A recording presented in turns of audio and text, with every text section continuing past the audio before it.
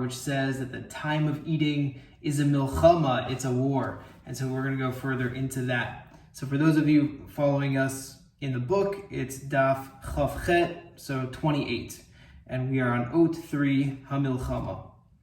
V'hine kechol shemalat Achila hi gedola, v'hi zman gadol ve'atzum shevo ha'adam mitchaber lemakor chiyuto, beyeter sha'at, v'yachol lezakot bazel ledveikus atzuma b'Hashem Yisbarach.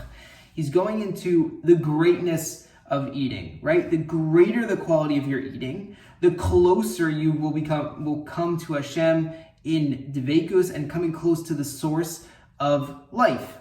And it's just a extremely high level that you can reach through eating properly. However, here's where the milchama comes in. Kach ze le'uma ze hayetzara menase limnoa me'adam hadveikus hazo. So because eating is this really great, powerful way to connect with Hashem, and it's at such a high level, the Yetzer Hara fights back so strongly as well. This is, basically there's a balance of power, let's say, and of course we all have free will. So the Yetzer Hara tries to prevent a person to cleave to Hashem through eating properly. And that's why the Zohar says that the time of eating is a time of war. And we'll get into that a little bit later. Hamilchama hi beklipos. This war is with the klipos. If you haven't heard of this term, there's probably a lot to unpack here.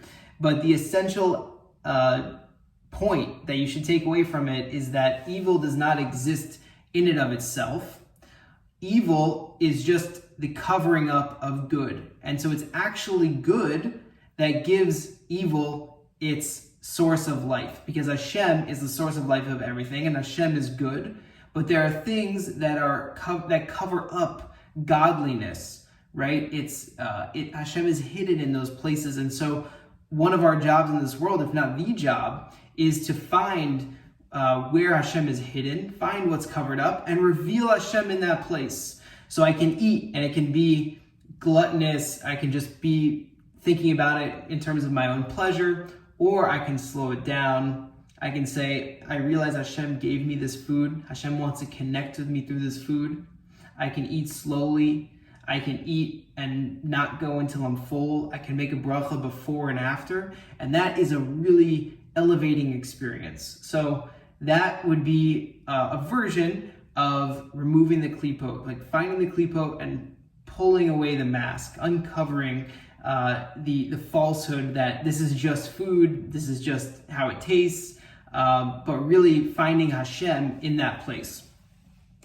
Shehem rotzim la'astir me'adam es Hashem Yisbarach. So the klipos want to conceal a person from Hashem.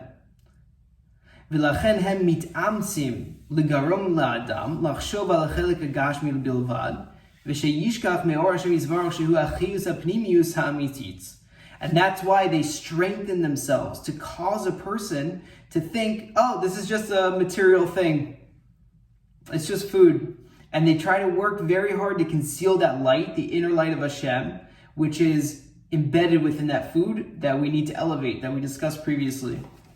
Va'avodatenu hi, our work is ligalut she'akol ze rak or Hashem Yisbarach, to reveal that that all this is the light of Hashem enclosed within these coverings. V'lavin v'largish, to contemplate and to feel shema shenira be'einayim, that what I'm actually seeing with my eyes, ki'ilu yesh lachol tam atzmi, ze lo nachon, that what I'm seeing with my eyes, where I say, oh, this is food, it tastes good, this is not true. And I know this is hard because however long you've lived, you've been conditioned to just see food as food. But this is not how you see it. This is how you have to develop the awareness and develop the perception that there's something much greater going on here.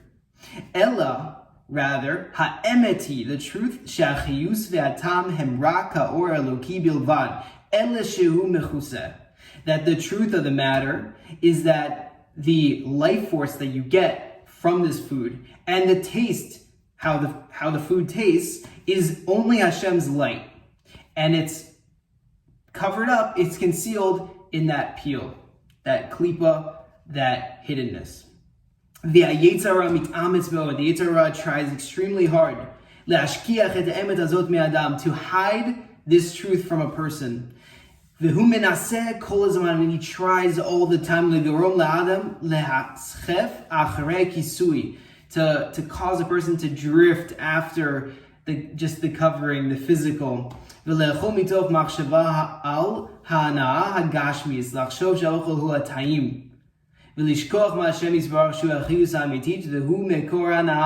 he tries to get you to drift after just thinking about the food and thinking about the pleasure you're going to get from the food and the material aspect of the food and how it feels, and it gets you to think about the taste only, and gets you to think about how you want more of it. And the Yetzer Hara tries to cause you to forget Hashem, the truth in this experience.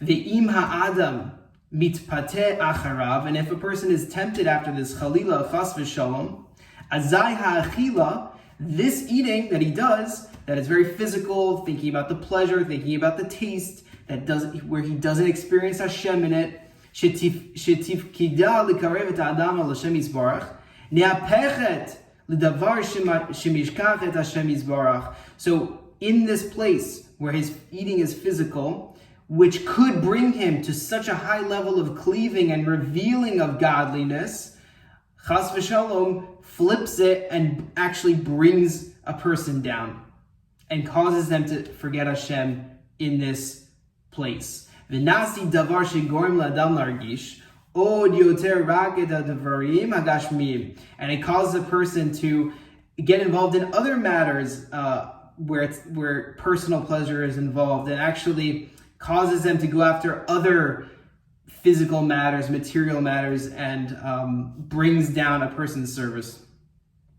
V'ha'adam she'ochel kach mitgashem machliso v'libo mitkase be'od kisui shegorem lo sheyeh lo od yoter kasher largish et mitzius Hashem shehu mitzius ruchaniis shetzarich zichuch kedei lahargisha.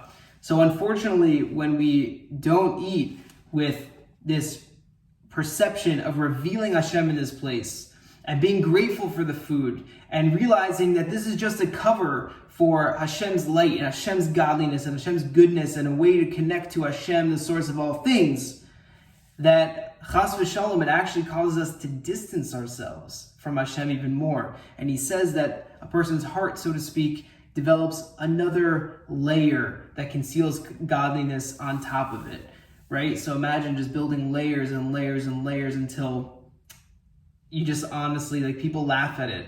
You know, they don't have that feeling of closeness. They don't understand, what do you mean, what's going on here? What's deeper in this experience? As a person removes the layers, they start cleaving to Hashem more. And it's hard to explain, but you have to experience it. And that's the end of this parak. But again, I'm working on this myself very hard. So I would say for everyone here, and I'm speaking to myself as well, just start by slowing down the eating. Obviously, making brachot before and after is absolutely needed. So I would say if you're not doing that, start there. Says that if a person doesn't make a bracha before or after the food, it's chas v'shalom, like they're stealing the food. And there's a lot more that we can talk about in terms of food, but brachot before and after, if you have any questions on that, reach out to me via email. But then next, just try to slow down the eating a little bit. That's something that we can all start with. Slow down the eating a little bit, make it a little bit more mindful. You don't necessarily need to be on your phone scrolling while you're eating. And you don't have to do this for every meal, because again, the Yetzer Hara tries very hard to get a person to not work on this avoda. So just do a little bit at a time. Build the skills and habits, and God willing, we'll all win this war that the Zohar speaks about and reveal Hashem. Have a great rest of your day. Thanks.